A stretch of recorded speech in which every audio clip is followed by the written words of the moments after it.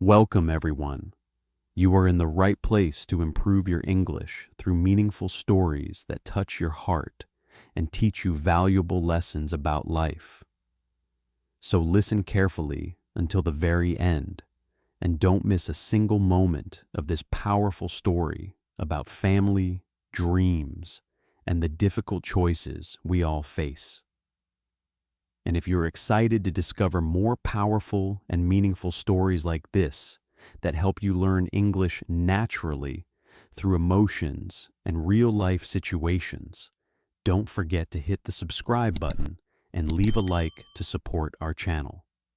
Take a deep breath, relax, and let the story begin. Sometimes the people who are supposed to build your future are the ones who break it. These words hung in the air like heavy rain on a summer afternoon. Troy Maxson stood in his small backyard, hammer in hand, watching his 17-year-old son, Corey, carry wood for the fence they were building together. A fence. Troy had built many fences in his life, literal ones for his neighbors, and emotional ones around his own heart. But today, this fence felt different. This fence was between him and Corey, between a father who wanted to protect and a son who wanted to fly. Troy Maxson woke up every morning at 5 a.m., not because he had to, but because it was his habit.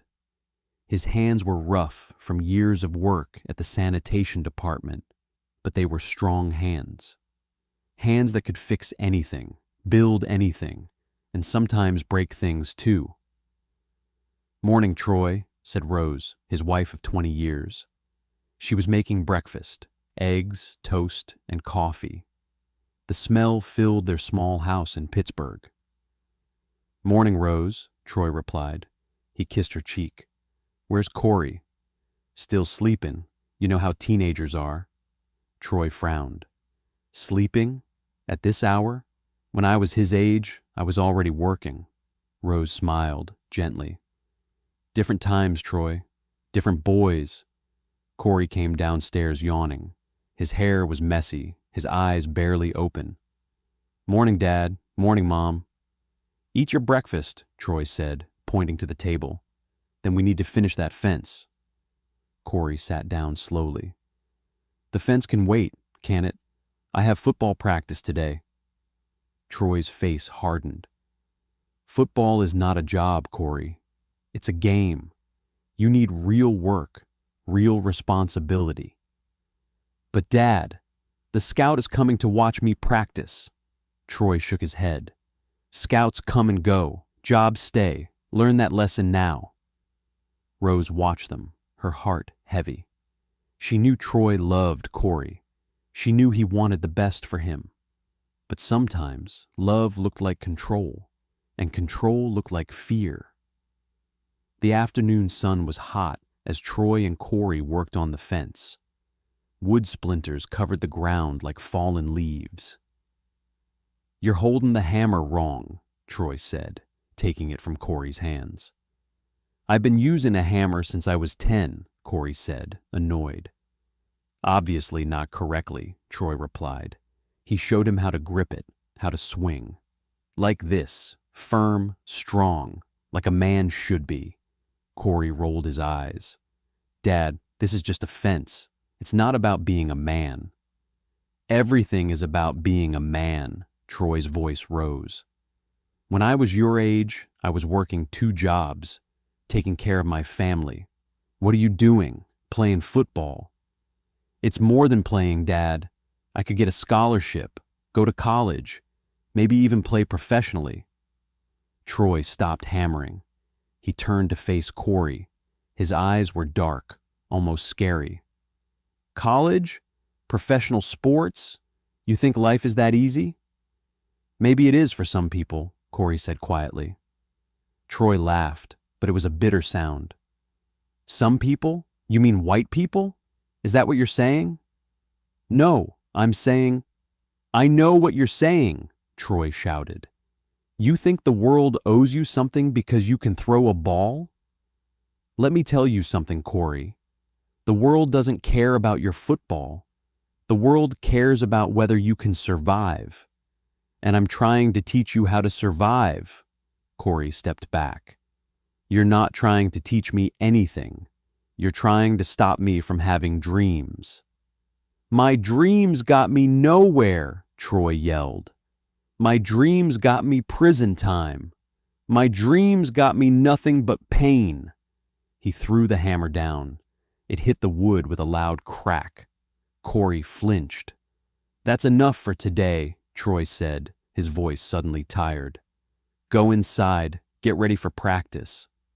But the damage was done. The fence wasn't just wood and nails anymore. It was a wall between father and son. A wall built with fear and misunderstanding. That evening, the house was quiet. Troy sat in his armchair, drinking beer. Rose was in the kitchen, washing dishes. Corey came home from practice, his face pale. Dad, can we talk? Troy looked up. What about? The scholarship, Corey said, sitting down carefully. I got it. Full ride to State University. Football program. Troy stared at him. Then he laughed again, that same bitter laugh. You think I'm going to let you go? What? Corey stood up. What do you mean? I mean I'm not signing those papers, Troy said, taking a long drink. Football is a waste of time. You need to get a real job, like me. Dad, this is my chance. This is everything. Everything is not football, Troy shouted, standing up. Everything is responsibility. Everything is working hard and taking care of your family. You think playing games is going to feed you, pay your bills, keep you safe? I can do both. I can play football and study. You can't do anything if you're dead, Troy yelled. You think this world is fair? You think the world cares about your dreams? I've seen what the world does to people like us. It breaks them. Corey's eyes filled with tears. You're breaking me, Dad. You're breaking me right now. Rose came in from the kitchen. Troy, please, not tonight. Rose, stay out of this, Troy snapped.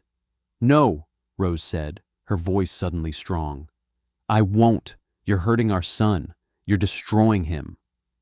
Troy looked at her, surprised. Rose, this is between me and Corey. No, Rose said firmly. It's not.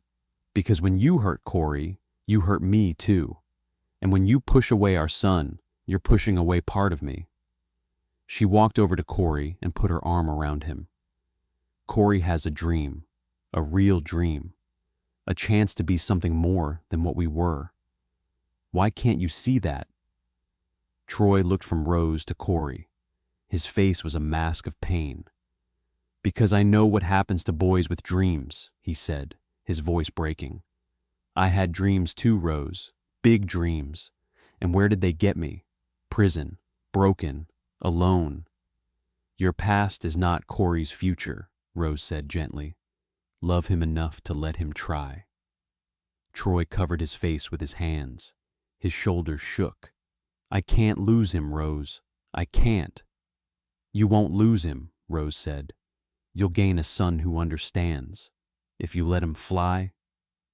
Corey watched his father cry. For the first time, he saw not just the angry man, but the scared boy inside. The boy who had been hurt too many times to trust happiness. What would you do if you were Corey? Would you fight for your dream or give up to make your father happy? Think about this moment. Corey has a chance to go to college on a scholarship, but his father says no. What would you choose? Your dream, your family's wishes. Do you think Troy is right or wrong? Why? Troy says football is not a real future. He wants Corey to have a real job. Is he being protective or is he being controlling? What do you think? Have you ever felt controlled by someone you love? How did it make you feel? Sometimes the people who love us most try to control us. They want to protect us, but they hurt us instead. Have you ever felt this? How did it make you feel inside? The next week was like living in a storm house. Troy came home from work and went straight to his room. Corey moved between his room and the kitchen, avoiding his father. Rose tried to talk to Troy. "He's hurtin', Troy. You're both hurtin'." "I'm trying to protect him," Troy said. "By destroying his spirit?" Rose asked gently. Troy didn't answer. One evening, Lyons came to visit. He was Troy's older son from a previous relationship. He played jazz music and worked as a musician. "So, what's going on with you and Corey?" Lyons asked, sitting down with a beer. Troy sighed. "He got a football scholarship. I told him no." Lyons whistled. "Wow, that's harsh, man." "He needs to be realistic," Troy said. "Realistic about what?" Lyons asked. "About having a chance to do something he loves. About maybe being the first person in our family to go to college." Troy looked away. "I just don't want him to get hurt." "Sometimes you have to let people get hurt to let them grow," Lyons said. "Look at me. You didn't want me to be a musician. You said it wasn't real work, but I'm happy, Dad. I'm making it work." Troy was quiet. "You're different." "I'm not that different," Lyons said. "We all want to find our own way, even if it scares us." Later that night, Gabriel came over. Gabriel was Troy's brother, who had brain damage from a war injury. He talked about strange things sometimes, but he saw the world clearly. "Build the fence," Gabriel said suddenly. Troy looked at him. "What fence?" "The fence between you and Corey," Gabriel said. "Or take it down. The choice is yours." Gabriel walked away, leaving Troy thinking. Sometimes his brother said things that made no sense. But tonight, it felt like Gabriel had said everything. The consequences were clear.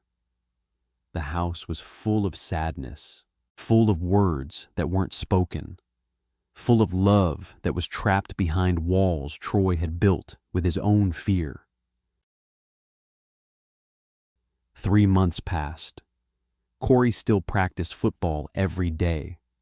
He still dreamed of college. But now he understood something important. His father's fear was not about him. It was about Troy's own broken dreams. One afternoon, Troy came home early from work. He looked tired, older than his 53 years. "Corey," he called. Corey came downstairs. "Yeah, Dad?" Troy sat down at the kitchen table. Rose watched them, her heart pounding. "I need to talk to you," Troy said. Corey sat down too. "Okay." Troy took a deep breath. "About the scholarship, about college." Corey waited. His hands were clenched under the table. "I was wrong," Troy said. "I was wrong to say no. I was wrong to try to stop you." Corey stared at him. "What?" "I was scared," Troy admitted. "Scared for you. Scared because, when I was young, I had dreams too. Big dreams. But life happened, bad choices happened, and my dreams died." He looked at Corey. "I didn't want yours to die too, but I was wrong to try to kill them myself." Troy reached into his pocket and pulled out an envelope. "I signed the papers yesterday. You can go to college, play football." Corey stood up and hugged his father. It was the first real hug they'd shared in years. Troy held him tight, his own tears falling. "I love you, Corey," Troy said, "more than anything." "I love you too, Dad," Corey whispered. "Thank you." Rose watched them, tears in her eyes. Sometimes transformation came slowly. Sometimes it came in tears and forgiveness. But it always came, if you were brave enough to let it. The fence was finished now, not just the wood one in the backyard, but the emotional one between Troy and Corey. It was still there, but now it had a gate that could open and close as needed. That's what family really is. Not a perfect fence with no gaps, but a fence with gates. Gates that let love in and out. Gates that allow freedom, but also protection. Sometimes the people who are supposed to build your future are the ones who break it, but sometimes they learn to rebuild it, better, stronger, with gates instead of walls. Because real love isn't control. Real love is freedom. It's letting people be who they are, even if it scares you, even if it means they might fall, because falling is how you learn to fly. And sometimes, the greatest gift a father can give his son is not protection from pain, but the courage to face pain and still keep dreaming. Will you become the father Troy was, or better? Think about your own parents or people who raised you. Did they protect you too much, or did they give you freedom to grow? Which kind of parent do you want to be? What kind of future are you building today? Every day you are building your own future, with your choices, with your dreams, with your courage. What kind of fence are you building around your life? One that keeps you safe, or one that lets you grow? When is it time to break down walls and build gates instead? Sometimes we build walls around our hearts, walls to protect us from pain. But walls also keep out love and happiness. When do you think it's time to break down those walls and build gates instead? Remember this. The strongest fences are not the ones with no gaps. They're the ones with gates. Gates that open when love is ready to come through.